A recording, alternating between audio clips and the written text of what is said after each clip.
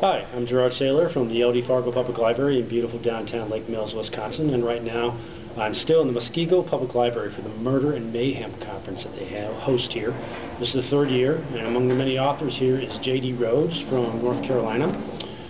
His latest book is Breaking Cover. Breaking Cover, and you have he has a regular series. There's been 3 books so far? That's right. It's the Jack Keller series. It's The Devil's Right Hand, A Good Day in Hell, and Safe and Sound.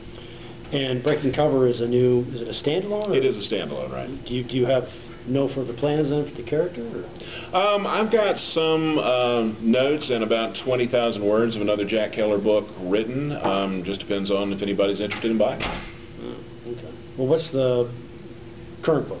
The most recent one. What's the plot of the most recent book? The most recent book is, as I say, Breaking Cover, and it's about a former undercover FBI agent named Tony Wolfe, who's been hiding out in a small southern town because he, on this last assignment, went south in a very big way when he realized that somebody was feeding information from the FBI to the outlaw biker gang that he was investigating. So he cripples one of the group's leaders and takes off with their money and has been in hiding for the past 4 years, and everybody assumes he's dead. And then something happens that brings him back out into the open, and everybody realizes where he is. So the FBI is after him, the gang is after him, and things just sort of proceed from there. Why'd you pick outlaw bikers? Just good, scary... Good, scary villains, yeah. And, you know, it would allow me to create a couple of really great psychotic-type characters that were very entertaining and a lot of fun to write. Just recently, there's been a couple non-fiction books about biker gangs that came out. Right, right. And then there's that guys. Right, and then there's that series that came out. You know, was it Lords of Anarchy, something like that, yeah, or Sons of Anarchy, something. FX Network. Yeah, so it was, you know, the timing was fortuitous. Yeah. And you've been getting a lot of good reviews. I mean, are sales higher than expected? Yeah, they are. I mean, it's doing quite well. Yeah. Doing quite well. You're also attorney full-time? Yeah, yeah, full-time. I practice mostly trial work. So. Oh, really? Yeah. It seems like most attorneys never actually enter the courtroom. They just... Well, a lot of attorneys don't, but I mean, that's really where it lives for me. I mean, that's what I mostly enjoy, you know, is being... Criminal, civil, both? Both. Yeah. Both. You know, anything gets me to a courtroom. I'm doing a lot of criminal these days, though. What's the most difficult trial that you've done? Is it something that you just don't have much of a defense? A friend of mine has a saying that says every now and then you feel like you just have to get up in front of the jury and go, I got nothing, you know, I got nothing.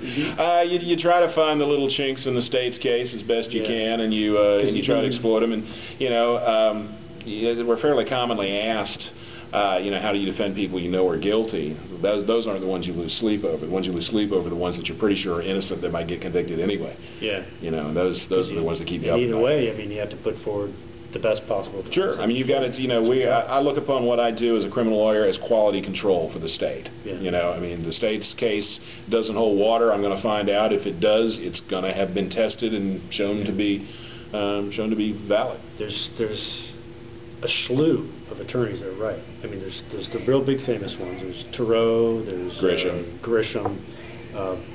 Jerry Healy's a law professor, you know. You know, there's all sorts of them. There's Michelle Martinez. She's pretty new. Yeah, she's great. Really like Dave Robichaux's daughter. Alifair Burke. Yeah. Yeah, Daniel Steele, even. I didn't know Daniel Steele was a lawyer. From Tulane. Oh. From Tulane. I'll be damned. Anyway, I think part of it is that, you know, as a lawyer, you're not afraid of a blank page anymore. I mean, once you've sat down and slogged your way through a 40-page legal brief, you know, or written a trial brief for court or something like that, you know, sitting down in front of a blank page and banging out 1,000 words a day doesn't seem like such a huge task. You know, some people I think just really don't ever be able to see themselves as writing a whole bunch of words, you know, even if they do have a story to tell.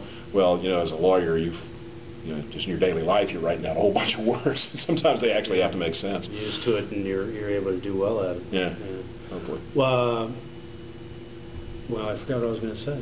Anything else about your writing career that you'd want to tell the 12 or so people who watch this? Breaking Cover on sale right now at fine bookstores everywhere. Or at the library. I had to buy a second copy because the first copy got dunked in water. Oh, well. Yeah, so be happy. Thank you. And, thank you for your clumsiness. I appreciate that. And I keep buying the books because they keep going out. I mean, yeah. People have been enjoying them. Great. So glad to hear it. That's good news. But that's What's to Read. I'm Gerard Saylor. This is front? J.D. Rhoades. J.D. Rhoades. It's been a long conference, folks. We're okay. J.D. Rhoades also has a really... Oh, that's what I was going to ask you. You've got a regular blog. Right.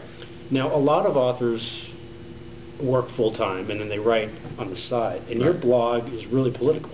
Yeah, yeah. Do you think that ever harms your sales or hurts your sales? I was curious about that. I think it ends up being a wash. I mean, I started doing the blog basically as a repository for my newspaper column, sort of an archive for those. I write a weekly newspaper column that is political. It's won a couple of awards, state press awards.